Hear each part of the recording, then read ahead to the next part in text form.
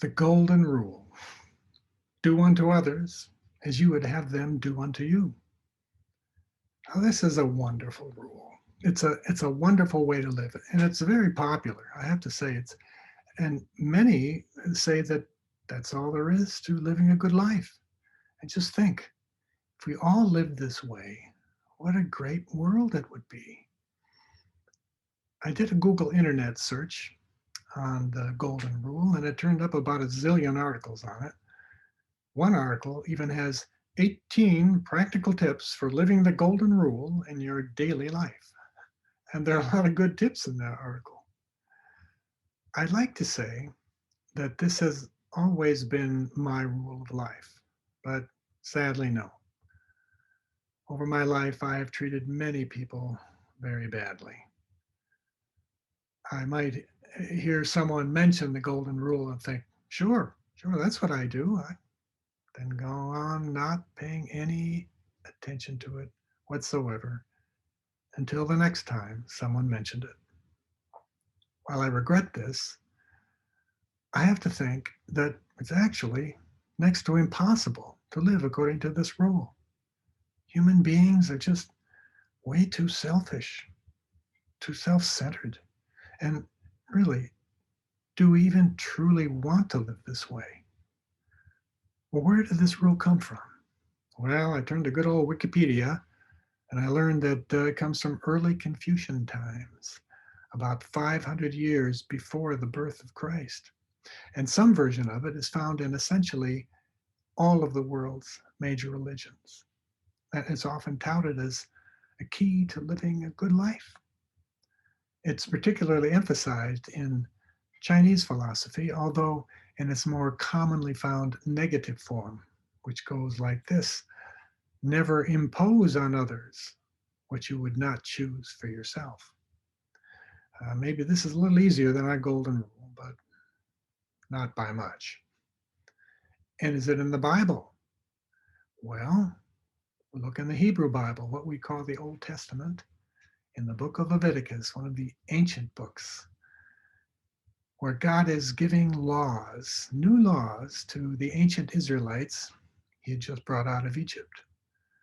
And God says this: do not seek revenge or bear a grudge against anyone among your people, but love your neighbor as yourself. I am the Lord. Well, this is more than do unto others. This is love them.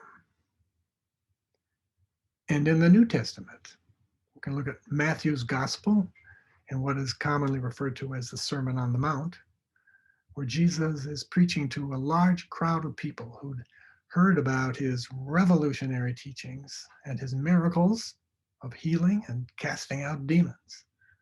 And he says to them, if you then, though you are evil, doesn't spare any punches here, know how to give good gifts to your children, how much more will your Father in heaven give good gifts to those who ask him? So in everything, do to others what you would have them do to you, for this sums up the law and the prophets. Isn't it interesting that he goes back to do to others? Now, I'm a Christian, and happily so. This chapter in Matthew is cited by many as the foundation, as the bedrock of Christianity. All there is to it is the golden rule. Jesus himself said it. Like I said, it's a wonderful rule. The world would be a much better place if everyone lived by it. But there's more. Later in Matthew, Jesus is being tested by experts in the law, the Jewish law. And these people were known as Sadducees and Pharisees. And they were trying to trip him up and find an excuse to discredit him. So Matthew writes it like this: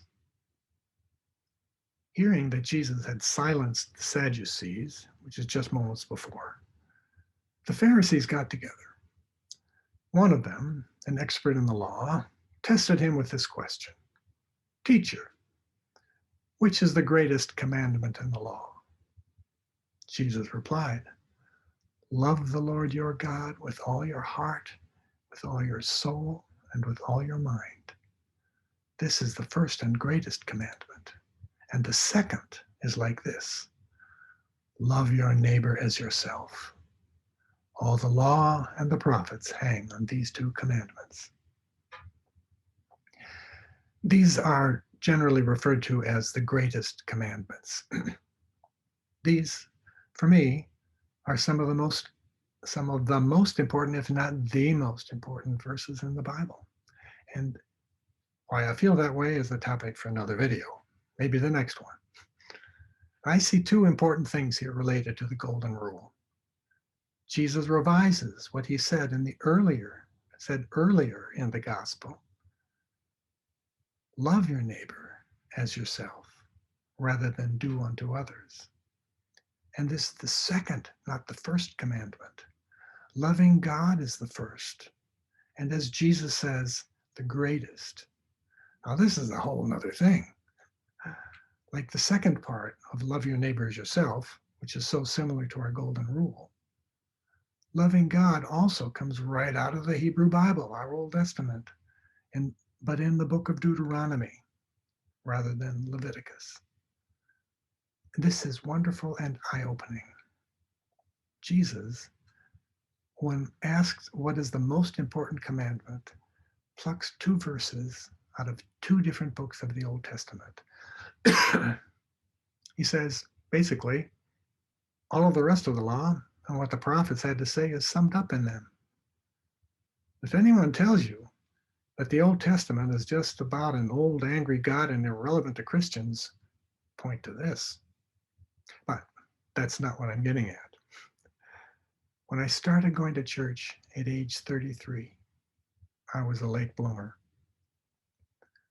I eventually came across this idea of loving God. Now, I'm not sure I even believed in God yet, but to love him, what did that mean? How can we love an invisible being we hardly even know? Well, I have a good friend named Larry, an avowed unbeliever. And he pointed out to me some time ago that love requires some kind of relationship. And what kind of relationship can exist with someone you can't see, who rarely, if ever, talks to you, someone who is a supreme authority figure and lays down a lot of rules, someone you just read about in some ancient book, and who knows how accurate that book is? Well, Larry raises an important question. How can we know and relate to, much less love, an invisible being? Well, I believe that on our own, we can't. That was my experience and the experience of some others I know. And as I grew to believe in God, I can't say I loved him. But I think the key lies back in Jesus' Sermon on the Mount, just before he gives the Golden Rule. Jesus says, ask and it will be given to you. Seek and you will find. Knock and the door will be opened to you. For everyone who asks receives. The one who seeks finds. And to the one who knocks, the door will be opened. If we think, well, maybe for someone else, some big Christian ministers maybe, or saints, but probably not for me. Jesus also says, just a few verses later, with God, all things are possible. So after 5 years as a churchgoer, I was believing in God, but this Jesus thing, hate to say it, was just too much. That he was divine, that he was both God and man and a miracle worker, and it was just too much. But I knew that without Jesus, there is no Christianity. And I might as well drop the whole thing.